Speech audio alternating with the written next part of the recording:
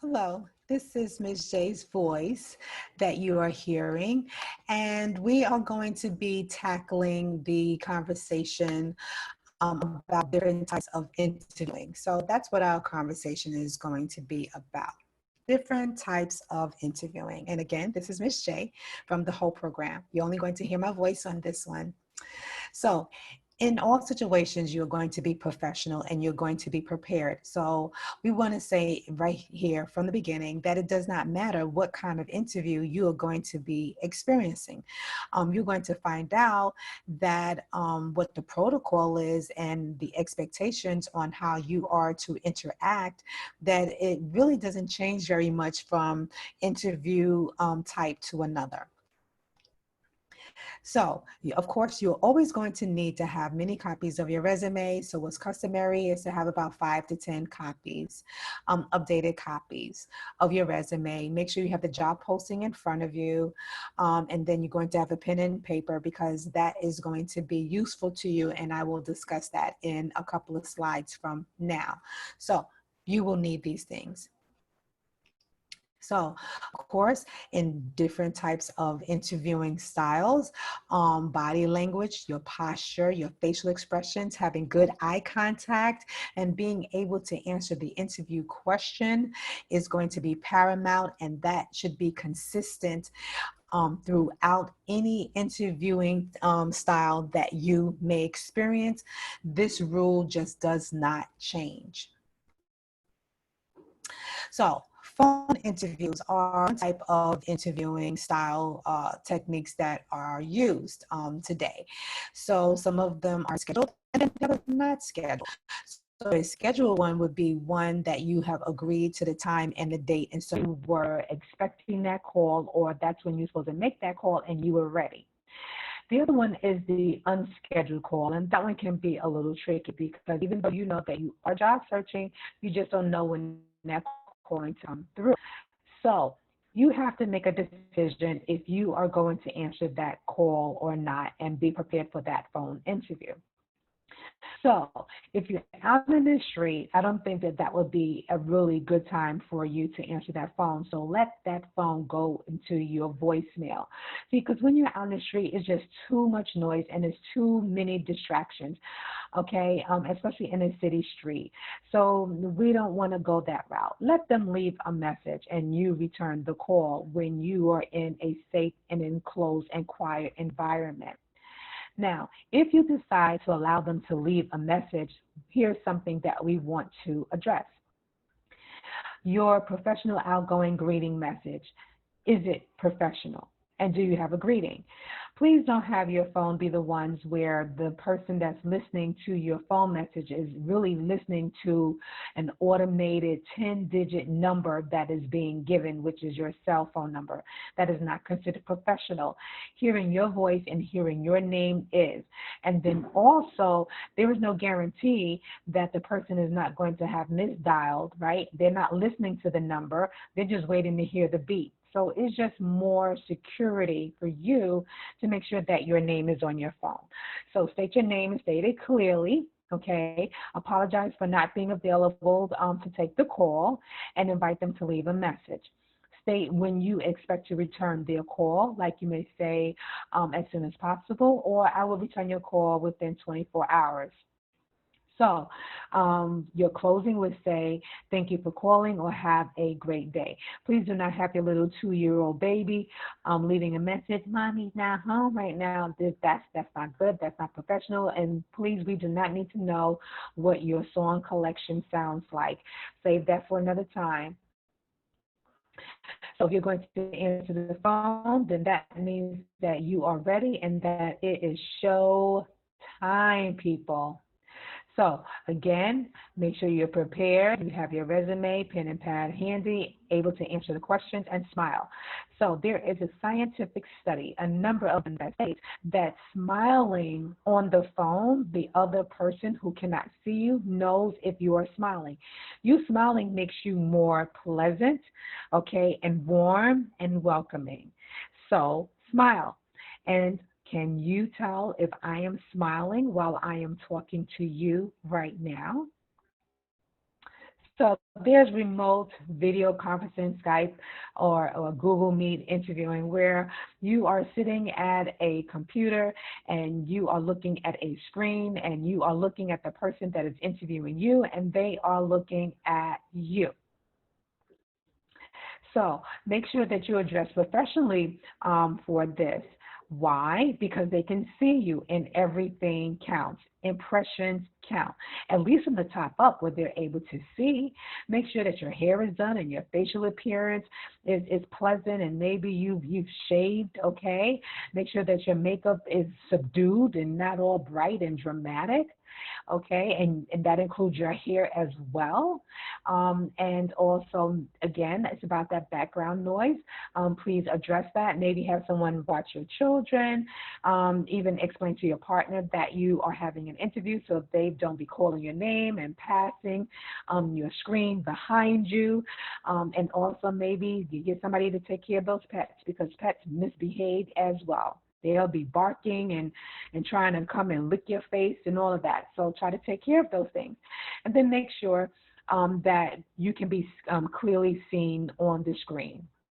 And of course, have that resume, job posting, pen and paper ready. Now, here's some do's and some don'ts. So, do prepare and practice viewing your screenshot in advance before you get online so that you will not keep adjusting the screen and your seat and playing with the light. That's not professional and that's not being prepared. Do be relaxed and please sit up straight and please don't be in one of those chairs, you know, that moves and stuff. Please sit in a chair that does not. That will stop you from those chairs, you know, that moves. You know the chair I'm talking about. Now, don't cross your arms and don't lean in and don't lean back because it distorts the view for the other person on the other end, and you may not be fully aware. Sit still with your hands clasped, whether they're in front of you or on the desk in front of your computer. Don't fidget and eliminate all your dramatic hand movements. Keep them down to a minimum. Make steady eye contact and don't avoid eye contact for very long periods of time. Okay, so I want you to think that the moment that you stop looking at someone, you have stopped connecting, and that's not what you want to do. So the traditional one-to-one interview in person is the one that everybody's used to. And so some of the protocols are don't sit until you've been told to sit. Don't walk in front of anyone, walk beside them or step behind them so they can lead you to whatever area that you're going to be interviewed. When the interview is over, make sure that they go to the door first to let you out. You don't go to the door first. If shaking hands is the custom, then make sure you shake their hands in the beginning and at the end. And then lastly, make sure that you understand their questions. Make eye contact, okay? Eye contact is definitely crucial. And then try to say their names 3 times, in the beginning, in the middle, and in the end. So double team. Well, double team is when 2 people are interviewing you at the same time, and one is fielding a question. Well, that person that's asking you a question, answer their question, but look at the other person that is in the room or sitting at the table and make them feel like that they are part of the conversation. Now, with these 2 people, you may not remember their names, and also they may not have a name card on them or a name tent card on their desk. So how will you remember their name? There's 2 people. It's easy to remember 1, but what about 2? Well, remember that pad and that pen that I told you to have? You're going to write down their names when they tell you their names, okay? So that you will have that, and that is not a problem because you're supposed to be able to say their names at least 3 times. And then also what you would want to do is ask them for their business card.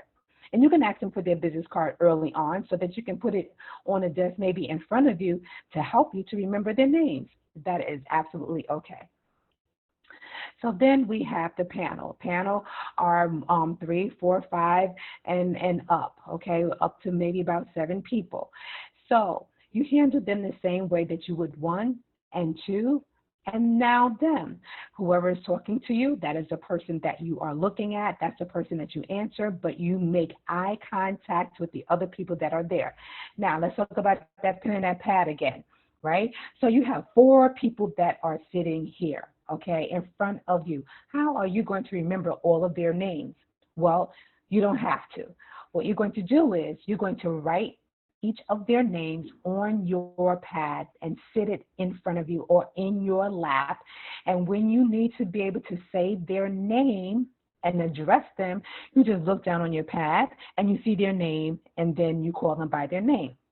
Now, here's the tricky part, right? You have to write down their name as they are seated. So let's say the African American, let's say his name is Matthew, and the woman, her name is Mary, and then you have John, and then you have Sean, right? So you write their names down in the order that they're sitting across from you, and that will help you to remember their names.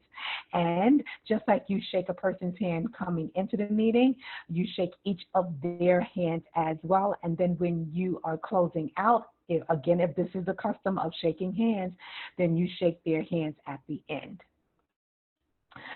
Okay, so job fairs, you're going to be standing for a long period of time. Make sure that you wear comfortable shoes. Make sure you wear shoes that do not hurt. Okay, and maybe this would not be the day that you would actually wear heels. So in the job fair, you got to make sure that you have a very strong elevator pitch. You're going to be talking to many different recruiters, or at least trying to, and your game plan should be that you want to talk to at least 7 to 10 recruiters while you're there, because you're trying to make a connection. You're trying to get some information that you can follow up to see if you can set up a regular interview. So you probably will be talking to people probably 2 minutes, 5 minutes, 7 minutes, and maybe even 10. And then also you're going to have really some strong confidence to be able to operate in a situation like this, because you're going to have other people that are going to be standing around you, standing close to you, maybe standing up on you, next besides whoever you're talking. You're trying to talk and somebody else is trying to talk at the same time, right? So you definitely have to have your game plan on how you are going to go and attack this. Okay, and of course, have that pen and that pad ready so that you can write yourself some notes and remember people who you talk to. After you talk to somebody, maybe go over in a corner somewhere and write down what they look like, what their name, if you can remember it, what company they were from, to help you remember later when you review the work that you've done and need to follow up. So informal interviews is something that is done. So we have one interview where, and this has happened to 2 of my students, so this is like for real, where when they got to the building, the person interviewing them was waiting for them outside, and they actually walked around the block, and they were being interviewed walking around the block. As a matter of fact, at one point they even sat down on a bench on the street, have a little snippet conversation, and then they continued back around the block, and the interview was over, and the interviewer thanked them and told them what the process was for if they were going to progress, what was next. And for real, that was the interview. Now, the other informal is that you may be invited to lunch or breakfast, or maybe at Starbucks to have coffee, all right? And so it's the same, you act the same way. The rules of protocol has not changed. Okay, but here's some things that I want you to know. Try not to talk with food in your mouth, okay, because that's embarrassing. Try not to spill anything okay. But then here's the other thing. When you are ordering, please don't order something that you have to use your fingers for, like French fries, like a burger, like hot wings. That is something that you will not order at a business dinner menu event, rather. So you are going to order something like baked chicken that you have to cut it, maybe a steak. Try not to get the 10-ounce steak and then we're trying to spend all the budget of this person, of this corporation is paying for you. Please don't order spaghetti either. Spaghetti and the sauce can be very messy, Okay, maybe a sandwich may be safe, but I still say that it's dangerous, because when you put mayonnaise and oil and vinegar, sandwiches all over the place. So something that you can cut. Even if you order a slice of pizza, you can cut a slice of pizza, okay? Okay, so, and I forgot, another reason why they have the informals, because they want you to be comfortable, because they really want to get to know you better. Okay, so speed interviewing, that is something that came on the scene like maybe 4 years ago, and it was really, really popular for a minute. So speed dating, that's what I call it, because that's where I first saw the speed interviewing. It was speed dating. So anyway, so in this environment, which is going to be controlled, the time is controlled about how long you're going to sit with each person from this organization. So you're going to sit with this person maybe 10 minutes, maybe 15 minutes at best, and then it's going to be timed, and the facilitator is going to alert everyone when it's going to be time to change to sit in another chair. So everyone is going to rotate, and everyone is going to go and sit in a different chair. So, of course, a situation like this is probably very noisy and very busy. So you got to be very confident and very strong in your delivery. Have that elevator pitch ready because you're going to need it in a situation like this. Lean in to show that you're interested and so that you can hear the person that is sitting across from you. Okay, so at these meetings, you're going to be interviewed maybe by a leader, a supervisor, maybe a CEO, maybe the president, HR department manager, training manager. You're going to meet with different people who are decision makers on who is the best candidate. So you definitely want to shine and you definitely want to stand out. And you definitely want to see if you are able to get in an interview question. Okay, that would be your gold star. It's difficult to do that in this kind of setting. So what is group interview? Group interview can be defined as an interview process wherein more than two people or multiple employees are interviewed at the same time simultaneously.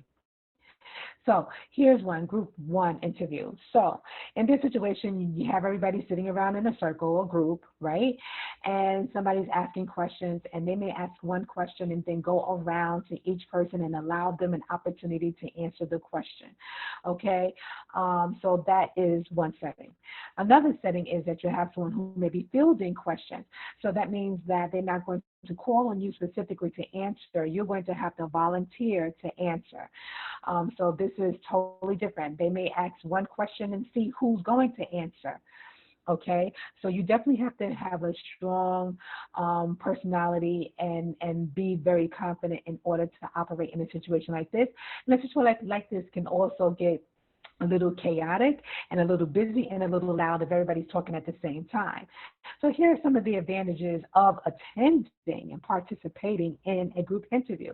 One is a quick selection. You're not going to be there long, right? Limited amount of questions. They may have good 3 questions, maybe 4 tops that they are going to ask.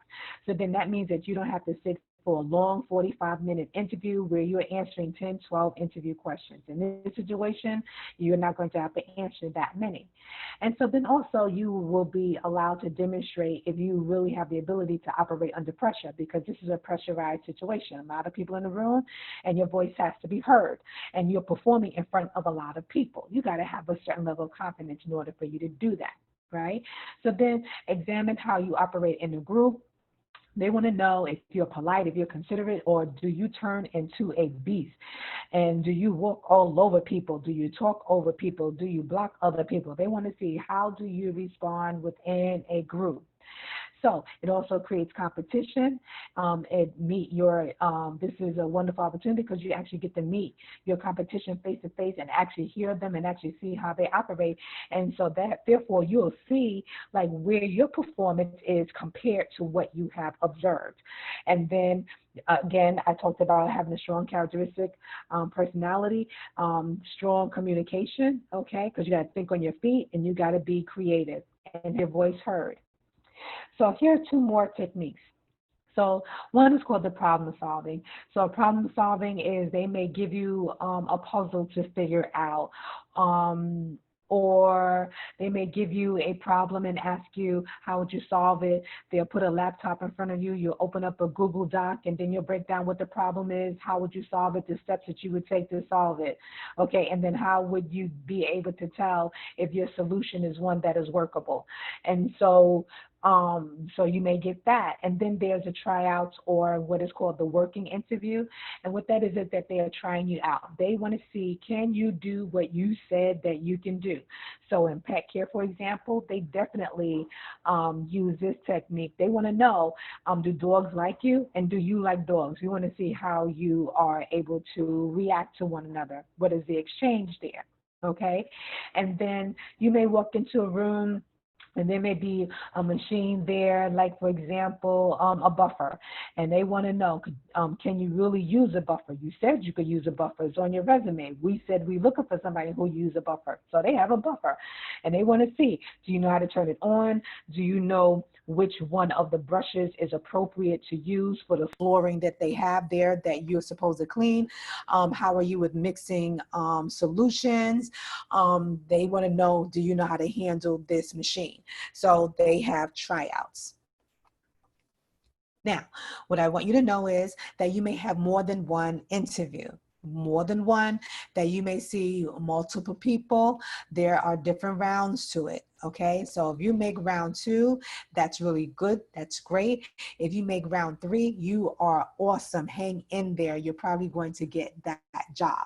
So whatever it was that you did that was wonderful and great and awesome and miraculous in the first interview, you got to repeat it with the second and the third. Now, we talked about different types of interviewing styles that are out there, right? So, but let's talk about the interviewers before we close this video. So interviewers are part of the process, right? Now, but you should be able to handle any type of interviewer like you can handle any type of an interview. So it doesn't matter what their faces or what their demeanors may look like. You may have somebody who look like that when they ask you questions that you feel like that you're in a firing range, okay, or you are under investigation. You may have someone who's warm and welcoming and friendly and maybe share some personal information and maybe a joke or two. Of course, you love those the best, but that doesn't mean that you're always going to get that kind of a person. You may have an interview where you have to disclose and you may have to give details about every single solitary thing that is on your resume. Every job that you've had, every skill, where did you get the skill, confirm the license and certification. Step by step, bullet point by bullet point, you're going to have to go through it. You may have somebody like that. Or you may have somebody who just asks you summaries. Okay, you may have someone who looks warm and they look confident, and so they are comforting to you and supportive to you as you're going through this interview process. You may have someone who look, I don't have no time to play. This is all about money. We're not talking about games. What is it that you have to offer me? You know, you may be meeting with a high executive, okay, whose time is money. And so they're not going to be giving you a half an hour interview. They may be giving you 10 minutes. So you just have to be ready for it.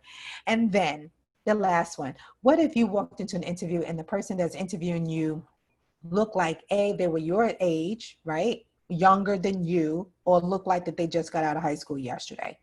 How are you going to be able to operate in a situation like that, right? Well, it doesn't matter. You should be able to. So we know that you got this. We know that you are awesome.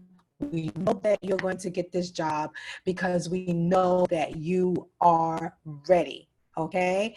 And that's just the bottom line. You're ready and you're going to get this job. And so very proud of you. And I am happy for you that this is just awesome. So this is Miss J. You are awesome. You can do this. Remember that. I believe in you. Have a great day.